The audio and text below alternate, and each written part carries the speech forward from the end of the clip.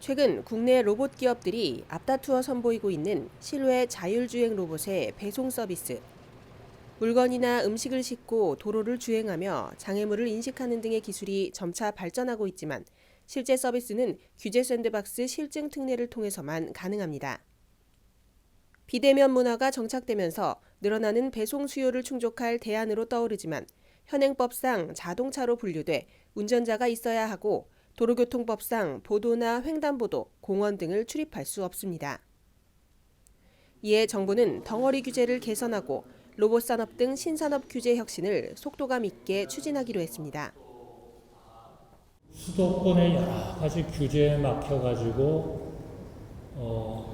여기에 필요한 중요한 인재들을 키우지 못하는 이런 문제, 첨단 산업 쪽에서 전쟁과 같은 형태로 지금 벌어지고 있다는 그런 인식을 우리 대통령서부터 강요들, 그리고 모든 사람들이 같이 하고 이제 그 문제를 해결하기 위해서 팔을 걷어붙였다. 한 총리는 지난 2019년 규제 샌드박스를 통해 실외 자율주행 로봇 서비스에 대한 실증 특례를 승인받은 로보티즈를 방문해 실외 자율주행 배달 로봇 일개미가 도로와 횡단보도 등을 주행하는 모습을 점검했습니다.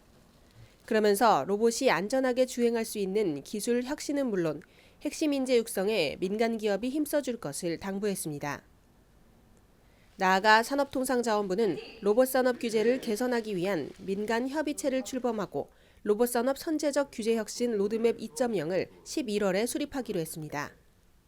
기존에 만들었던 우리의 어떤 계획이 제대로 진행되고 있는지를 한번 점검해보고 또 새로운 어떤 과제를 도출하는 그런 소중한 자리가 될 것 같습니다.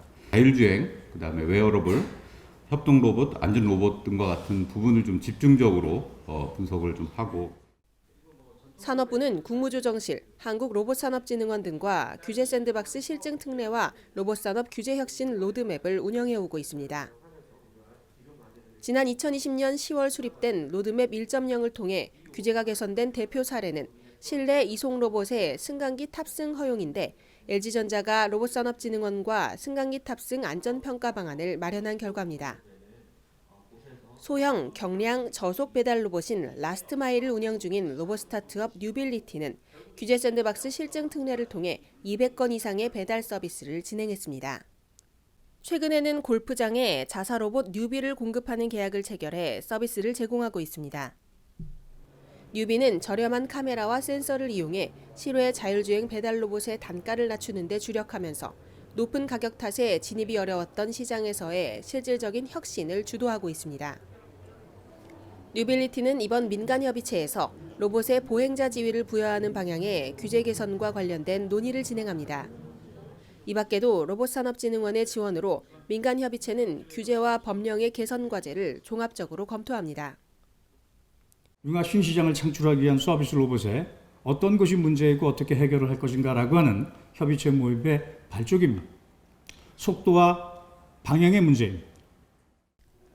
고성장 산업으로 손꼽히는 로봇 산업.